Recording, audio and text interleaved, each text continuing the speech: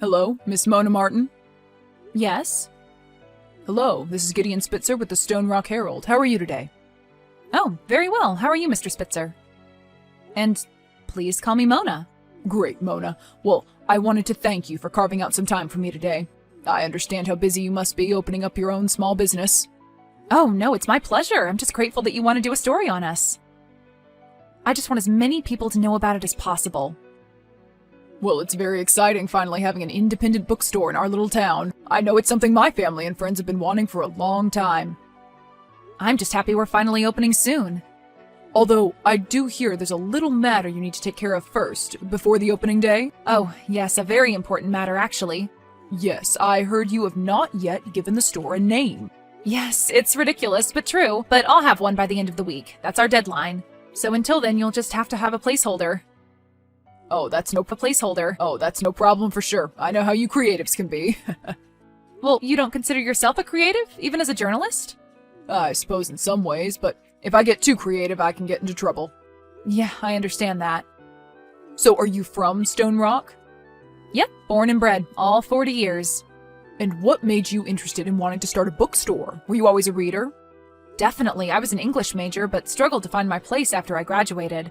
I started working as a barista at a Barnes & Noble while I was working on a failed novel and just hated it. And why was that? Well, just all the corporate BS, you know, and they even wanted to promote me. Right, of course. Some people aren't made for that.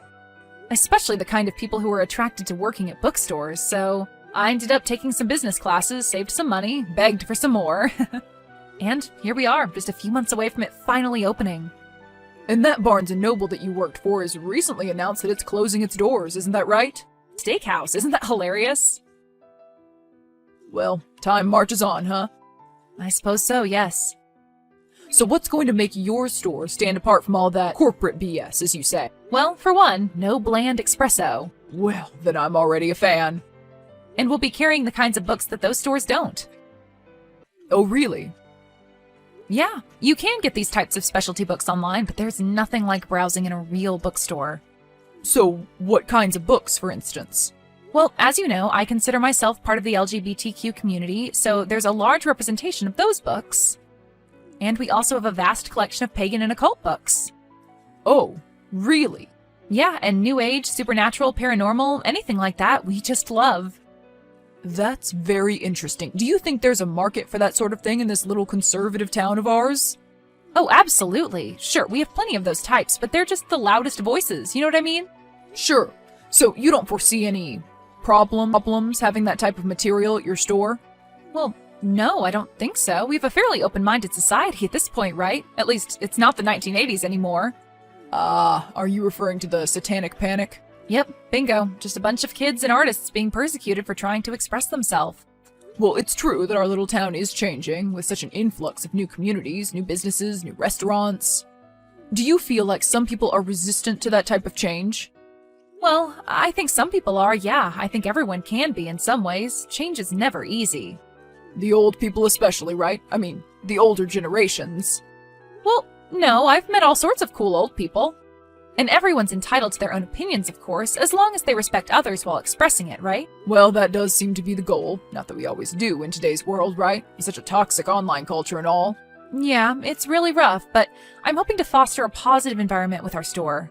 With events for the community, like poetry readings and group events, I really want to give back. Well, this all sounds wonderful, Mona. Thank you so much. I'll be contacting you with some follow-ups, of course. Of course. And hopefully you'll have a name by the time you open so we can publish the darn thing, right? Well, I'm certainly hoping so, Gideon. In fact, I feel like it's on the tip of my tongue. Hi, Mr. Spitzer. This is Mona Martin from the bookstore. Oh, hello, Mona. How are you? How's the store coming along? Are you any closer to a name? I'm okay. And yeah, I'm getting closer by the day on that name, I guess, but I'm actually contacting you about something else that I was hoping you could help me with. Oh, well, I will if I can. What seems to be the problem? Well, I was wondering if you knew anything about the Grannies for Decency project? Yes, I am vaguely familiar with them. They're the group that tries to keep all things evil or dirty out of the hands of pretty much everybody. Yep, that's them. Well, I guess they have a newsletter or something, and apparently it has a pretty wide reach. Okay. Well, some woman named Edith Pinkton wrote an article about my store opening in it. Did you say Edith Pinkton? Why? Do you know who she is? Oh, yes. Miss Pinkton has caused a great deal of trouble lately with the school libraries. What's her problem with you now? Well, here's a quote from the article that just about sums up her position. Miss Martin's new store will sell guides to witchcraft and devil worship and products which support the wicked gay lifestyle. Oh, well, that is very interesting. Unfortunate, but interesting. So is that true? A lot of people read this thing? Well, not only that, some of her columns have been picked up by larger regional online magazines. Those of the same persuasion, I mean. Well, do they have any power? I mean, could this cause any problems for me, do you think, with the opening? Well, that would... And what would it depend on? Oh, how many protests she has descended upon your store. Wait, what? Oh yeah, that group is very much into the picketing. Very loud, too, with the megaphones and such. Megaphones? Loud? Oh yes, and the signs, too. Signs, too, huh? Great big ones, yeah, with all sorts of interesting slogans and such. They really are quite creative, some of them. Oh, great. But you know how these types of people are. They make a lot of noise, but once they get it out of their system, things tend to settle down. Well, usually. Well, what do you think I should do? What do you mean? Should I write some type of a response to them or something? Oh, well, no, I don't think that's quite necessary yet. We don't even know if their little newsletter's getting any traction yet. I think maybe we do now, Gideon. We do? What do you mean? There's an article up on WTKL. It just put... The Grannies for Decency Project is organizing a protest for tomorrow afternoon. Oh, that's not good. They're planning on picketing outside the site of my store from noon to 5? Seriously? Oh, yes, well, it is a very serious group. So what am I supposed to do? Well, I wish I had some advice for you, but I'm afraid of Edith Pinkton. You're afraid of this woman? Well, yes, she's very scary. Can't I just, talk to her or something? Maybe try to explain to her what we're all about? What do you mean? You want to explain something to Edith? Yeah, just tell her that we aren't some bookstore run by witches or something. I'm just a normal woman from the community trying to start a business. Well, I suppose you could try, but it's your funeral if it goes badly for you. Okay, my funeral? Oh yes, she's quite crazy, truly. If you cross her, she'll quite crazy, truly. If you cross her, she'll loose the hounds of hell on you. Like who? What hounds? Church groups, parent groups, politicians. Politicians? Who knows? These people can be quite ruthless when they really want something. Well, what do they want? Well, they probably don't want you to open your evil little store. My evil little store? Well, I'm not saying it's evil, they're saying it's evil. I don't even really read books. Okay, well, how about you just give Miss Pinkton my number and you tell her to text me, alright? Oh, really? You want me to have her contact you? You probably have her number, right? I probably have it somewhere around here, yeah. Okay, so just have her text me and the two of us can work it out, okay? Okay, well, I just hope you understand what you're doing. Hello, is this Mona Marnie, owner of, some no-name bar? Yes, and this is Edith Pinkton, I presume? And it's not a no-name bookstore, it just doesn't have a name yet. Oh, well, hopefully if the Grannies for Decency Project has anything to do with it, it will never have a name at all. So what exactly is this about, Edith? Oh, can I call you Edith? No, you may not call me by my Christian name, and you may not call me anything else either. I refuse to be associated with heathen merchants such as yourself. Except for harassing them outside of their businesses, writing articles about them, ruining them before they ever even get started, that sort of thing? Well, yes, something like that. So what are your objections to my store? We could just talk about them, have a civil adult discussion. Wouldn't that be a nice thing to do? It certainly isn't tried very often these days. And what exactly would we be talking about, Miss Martin? How you are trying to degrade our culture, corrupt our children? What? No, not at all. Come on, I know your type, so independent. Independent? You think that's a bad thing? Well, it is when you're so brazen about it. So you're just saying that you have a problem with self-expression, actually. Well, of course I don't. Self-expression is a beautiful thing, but, within limits. Oh, and how so? Well, I feel like people should be allowed to express themselves in any way they wish, as long as it doesn't offend me or any of my friends. You are out of your mind, Edith. My business plan involves charity work, helping the community. All sorts of things that I would think you would approve of, maybe even want to help with. But I guess I shouldn't expect that now. Oh, please, I don't think our, lifestyles would be prone to supporting the same charities. Ah, yes, lifestyles. Yes, my lifestyle of good, clean, patriotic living and your lifestyle of debased, debauched artistry. Haven't you ever heard of Live and Let Live, Edith? I prefer the other one. What do you mean, the other one? The song, you know what I'm talking about. You mean Live and Let Die by Paul McCartney and the Wings? Wings. Only the band the Beatles could have been. I guess I just can't imagine living my life judging other people constantly like you. Isn't it exhausting? No, actually, you end up getting used to it. It ends up helping to feed your rage. It keeps you going. Oh, well, that sounds like quite a life. Sorry, but that's not for me. Oh, of course, I forgot. You're one of those free spirits hippie types. A reader. Yeah, that's right, I'm a reader, and I believe in reading books instead of banning them. Well, I believe in raising our children in a society that still values family, values. Yeah, but there's only one problem there. Whose family are we talking about, mine or yours? What? What in the heck does that even... What in the heck does that even mean? I mean, people have different kinds of families, Edith. Your family doesn't just have to be your mom, dad, brother, and sisters. Well, of course it does. That's the definition of a family. A family is whoever loves and supports you.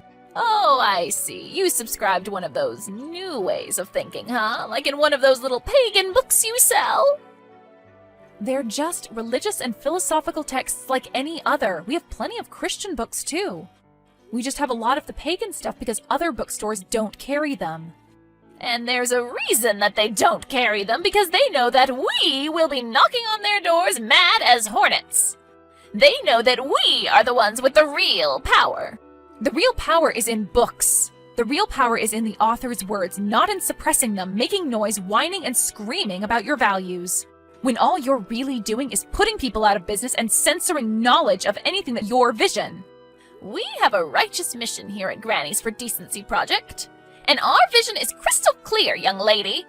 It is to scrub the streets clean of filth like you who are infecting our children with wickedness and evil. You're the one trying to sell our community devilishness. Like a magnet with a Ouija board on it, a biography on Aleister Crowley, so what? All of this stuff is available on Amazon. Why aren't you outside their warehouses protesting? Well, now, why would we do that? We all use Amazon. We need it for our organization. Oh, I see. So a little independent bookstore is bad, but the massive evil corporation is good? Even though we're doing the same thing, basically. Well, you are infecting our community personally, you see. I'm infecting my community, huh? That's right, infecting it with sin and evil and corruption. They're books, Edith. They're ideas. Ideas are what help continue civilization. Well, maybe it shouldn't. What do you mean, shouldn't continue? Well, I mean, maybe it's time we all just shuffle off this mortal coil and call it a day, huh? Wow, are you serious? That is a very dark worldview you have there. No, it's the appropriate worldview to have in this psychotic world we find ourselves trapped in. Yeah, well, some of that may be true, but I refuse to slip into the darkness, Edith. I will continue to read, and I will look forward to opening my store, whatever it may be called, and selling whatever books I want. The devil's books will burn with those who sell them. Well, that's interesting. I've never heard that one before. Hello, Mona. Oh, hi, Mr. Spitzer. How's it going? So I heard you got in touch with Edith Pinkton, yes? Oh yes, we spoke. We certainly did speak. Yes, well, she told me all about it, actually, and quite forcefully. Well, she wants me to publish a different type of article about you. One where you're a bully. Me? A bully? That's right. She claims that you attempted to retaliate against her after her newsletter was circulated. Oh, that is total nonsense. She's out of her mind. Yes, well, that may be the case, and it is the case, actually, but still, I just wanted to tell you that even though she asked, I won't be doing it. Well, I would really appreciate that, Gideon. Frankly, all of us at the newsroom are getting a little sick and tired of Edith. She bothers you all there, too? Oh yeah, all the time, going back years, letters to the editors, picketing, all sorts of stuff. Well, what do they want? What's their big complaint with you? All you are is a local newspaper. And not a very good one at that. Hey, the markets have changed. The business isn't what it used to be. I know, believe me. Well, what I'm saying is, we're all finally prepared here at the paper to turn against Edith once and for all. Oh, really? So I've decided, Edith, once and for all. Oh, really?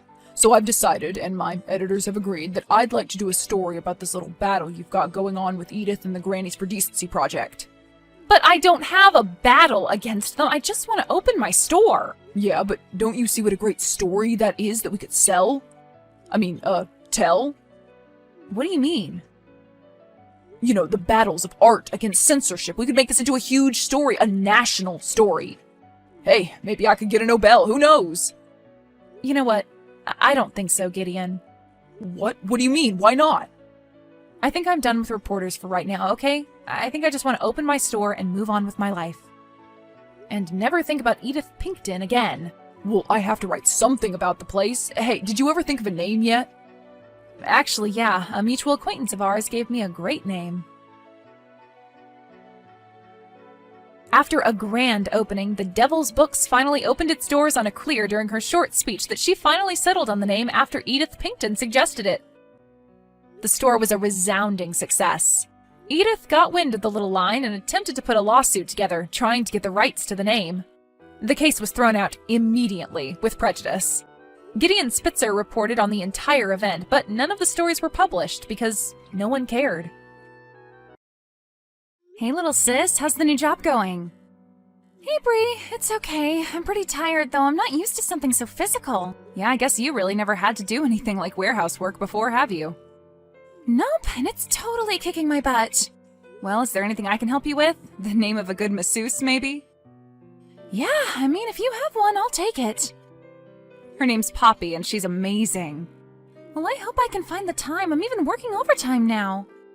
Well, at least you're making some money. Now you can finally start saving for school. Yeah, I'm trying my best, but between an apartment, a car, and everything else, it's impossible to save for anything. I hear you. James and I are feeling the squeeze, too. But you know you can always come stay with us if things ever get bad. You know I'd do anything for my little sister. Yeah, I know. I've been hearing about it my whole life. Well, what can I say? I'm protected by nature, and you need protecting by nature. Oh, come on. What's that supposed to mean? Nothing at all. But anyway, tell me more about the job. Well, it's a car parts warehouse, and I'm a picker. A picker? So what, you just pick your nose all day? Ha ha, so funny. No, we get orders, and then I go and pick them from the warehouse to get ready to ship. Oh, I see. Very exciting. Oh, yes, very. But there is one exciting thing about it. Oh, and what's that? Well, a boy. A boy? How old are you again? I'm 18. I'm an adult. And I assume he is too, so don't call him a boy. So what should I call him, a guy? Well, he's probably not a man. How old is he? Uh-oh. What uh-oh? Rose, didn't we just go through this with that fry cook guy? Alonzo was 30. Lance isn't that old. Oh, great. I'm glad. Lance isn't almost twice your age this time. How old is he? He's 26. Oh, come on, Rose. What? That's hardly better than 30. 26 and 30 is a huge difference. Not as big as 26 and 18. Well, he's a really nice guy. You might really like him. Just be careful, Rose. I don't want you getting hurt again. It's been exhausting every time. For everyone. I'll be just fine, I promise, sis. You tend to go all in on a person, Rose, like right away. Well, I fall hard. What can I say? Just be careful. I know sometimes I don't have the best choice in men. That's a bit of an understatement, Rose. Well, I'm so sorry that we can't all be like you and marry our high school sweethearts. Believe me, that comes with its own set of challenges. But I just want you to have a guy that treats you right. A man, not a boy. Well, he treats me great, thank you very much. So what does he do there? And he better not be your manager. He does the same thing I do. Aren't you afraid that could get a little bit awkward, though? What do you mean? I mean, what if you guys break up or have a fight? Don't you think things will get a little bit uncomfortable? Oh, well, I guess I really didn't think about that. Yeah, you see, Rose, this is why I worry about you. You don't always think things through. Well, we haven't had a fight so far. What makes you think we will have one at all? Because that's how relationships work, sis. There's ups and downs, peaks and valleys. Thankfully, though, most of us don't have to experience them while at work. Well, don't worry about it. We aren't the only couple there. Oh, so it's not really frowned upon there or anything? No, everyone's sleeping with everybody. Oh, great. Well, that makes me feel better. And he does treat me like a queen, for your information. Oh, yeah? How is that? Well, I came in yesterday and there were flowers in my locker for no reason whatsoever. Flowers. Wait, so he is the combination to your work locker? Well, yeah, everyone does. And why is that, Rose? Well, I have candy and stuff in there, so if anyone wants any, I just let them take it. So I give them my combination. That is so not smart, Rose. Why? What's the big deal? I don't have anything valuable in there. We aren't allowed to wear jewelry. Well, what about your purse? Don't you keep that in your locker? Oh, well, yeah. Maybe I'll just buy you a key lock, Rose. No, I'm fine. I don't need a key lock. Well, when you get your purse stolen, don't come crying to me. Fine, I won't. So what do you have going on this weekend? Big plans with Lance or something? Actually, yes. He's taking me out to dinner and then to a dance club. A dance club? Really, Rose? What? I didn't know people still went to dance clubs. What would you know what people do? You're old. Oh, come on. I'm not that old, and I'm younger than your last boyfriend, remember? Oh, well, shut up. Hey, it's not my fault you were in an accident. Hey! Excuse me, blessing. I meant to say blessing. So why a dance club? You hate dancing. You have 2 left feet. Yes, I know. You dance like an awkward white girl is what I'm saying. Well, I am an awkward white girl. And I hope he's okay with that. He's okay with everything about me. Oh, really? Everything? Yeah, well, except my clothes. He doesn't really like most of my outfits. Oh, he doesn't, does he? Actually, he bought me a new outfit for our date. He picked it out and everything. Isn't that cool? Wait, he picked it out? Yeah, I think it's cool to have a guy pick out your clothes. I mean, he has a sense of fashion, right? Does he tell you what to eat, too? Well, when we go out to eat, he does order for me. You mean like in that weird old-fashioned way that Grandpa used to do for Grandma and make everybody at the table uncomfortable? No, I mean, he picks out what I eat. He chooses for you? Well, yeah, but he's got really good taste. Everything is very healthy. I'm getting a little tired of salads all the time, though. And I'm lightheaded a lot of the time. So he's starving you, too. Great! Sounds like a real good guy, Rose. Yeah, he is a real good guy, I swear. Who cares if he's older and lives at home and doesn't have a car, right? Wait, he doesn't have a car? Well, he has a car, it's just not street legal. You know what I mean? He still has to get some papers filed first. Right, okay. Street legal. And he's about to move out of his parents' house, he just has to save a little more. Okay, Bree, from what you've told me, I'm not so sure this relationship is a good idea. What do you mean? I think you should run for the hills is what I mean.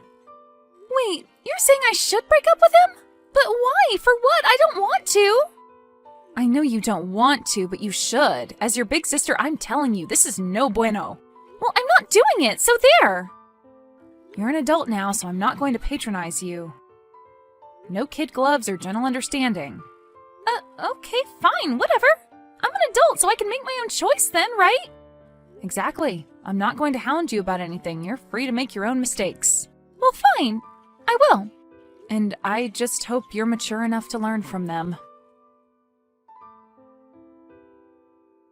Hey, Bree, are you going to be home soon? I'm really lonely. Hey, sis. Yeah, I'll be home soon, I promise. I just have to run a couple errands. What do you want for dinner? I don't know. I don't care. I'm not hungry.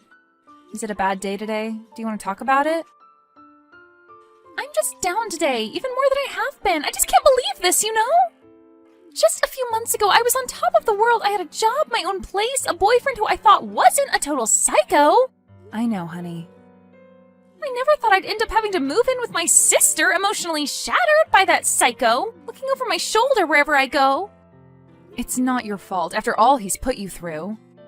And put you through, too. Put us through. Has he tried to contact you lately? No, thankfully not since I got the new number and moved. I don't think he knows where I'm at. And if he does, I hope he also knows that we're packing heat. God, I don't even want to think about that. I'm proud of you, though, for breaking up with him, even when he was getting scary. Well, I had you to back me up, but still, I never thought this would be his reaction. Calling me, texting me, showing up at weird places, going through my garbage, stalking me? Well, I guess you made quite the impression on him. And you were right, all along, from the start, of course. I should have ended it as soon as he started dressing me. I can't believe I could have been so stupid. I never thought I'd be one of those girls. Well, you don't have to be ever again.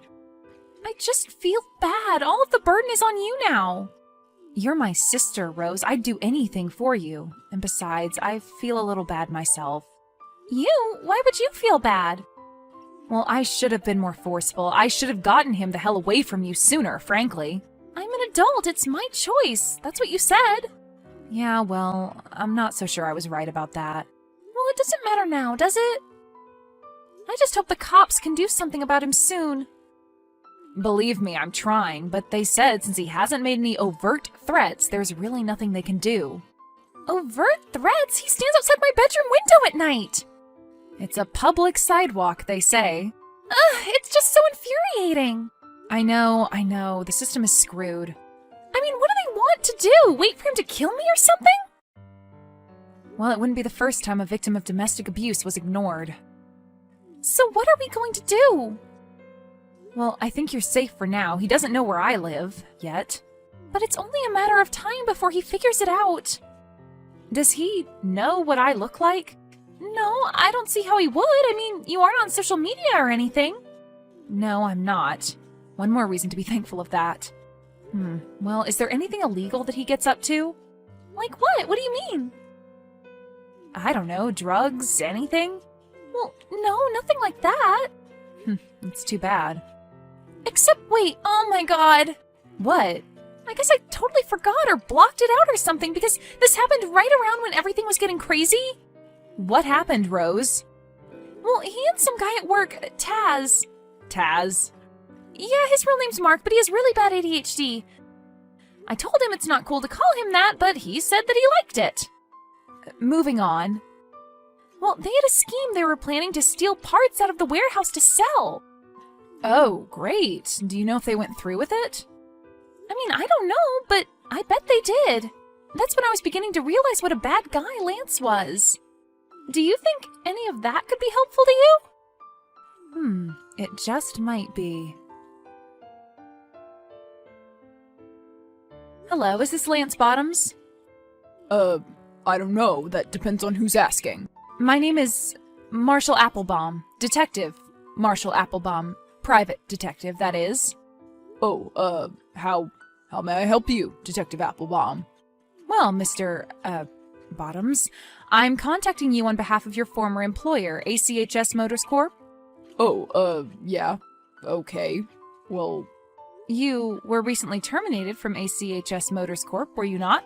Well, yes, I was, but it wasn't my fault. It was that Mr. Worley jerk. He always hated me. I'm not here to discuss the circumstances of your termination, Mr. Bottoms. Oh, you aren't? No, there are more pressing matters at stake. Oh, okay. Like what? Well, you see, ACHS Motor Corp is a very large company. Lance, is it alright if I call you Lance? Yeah, sure. Well, Lance, because it's a very large company, we have the resources to hire full-time private detectives like myself to investigate even the slightest whiff of impropriety among associates. Oh, okay. Well, I definitely don't want to be impotent or anything. Impropriety is not the same thing as impotency, but I take your point. Well, what is this all about? Well, I'll just cut to the chase, son. No more foreplay. Foreplay? Yes, you see, the weeks leading up to your termination, there was a large amount of parts going missing. Oh, really? That's not good.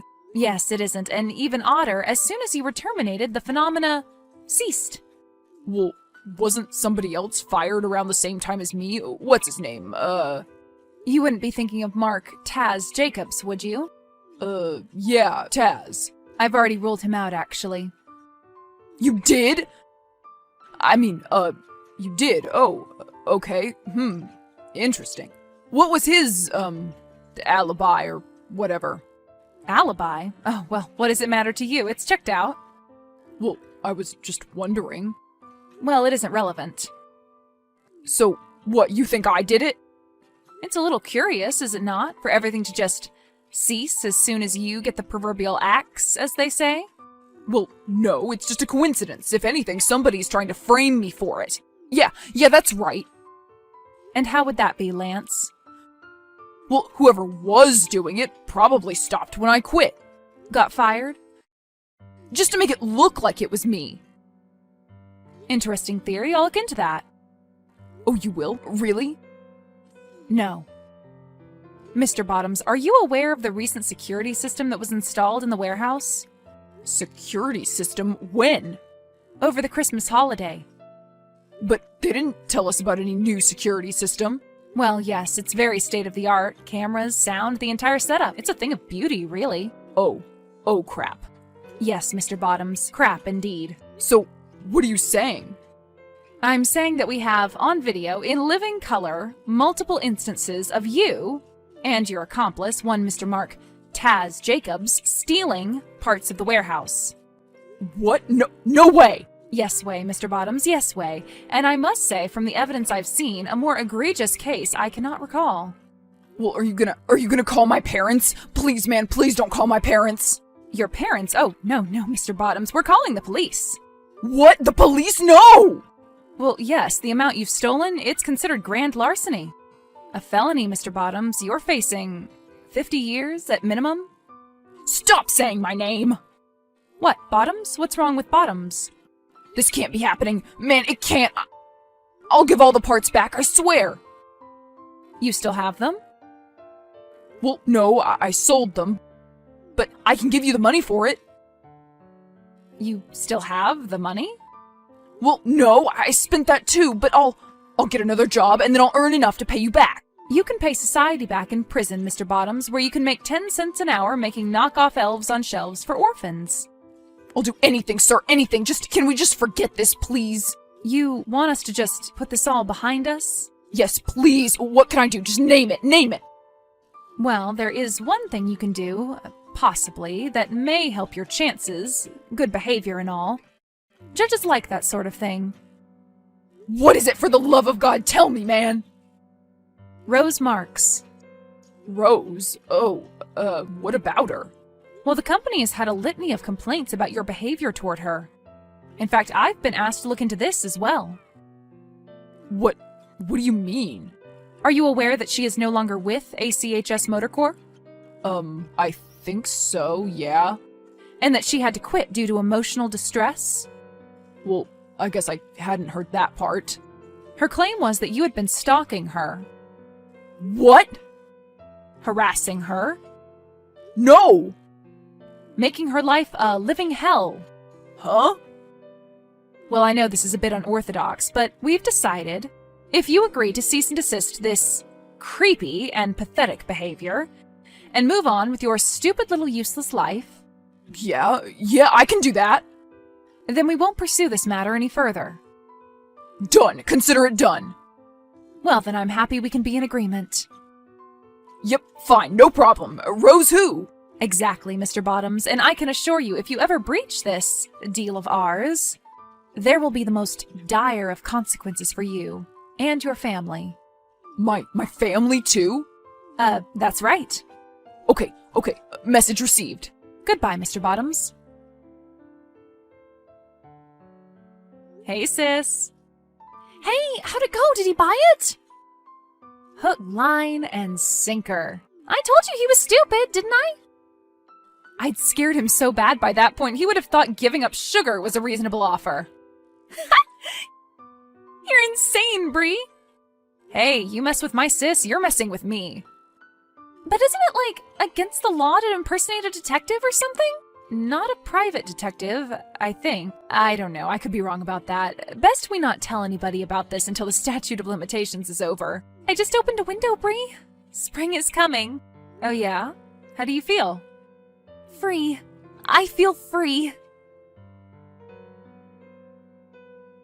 After another month, Rose was able to recover enough from her anxiety to find another job, where she vowed to Bree that she would not date anyone. She kept her word. Bree kept checking on Lance from time to time,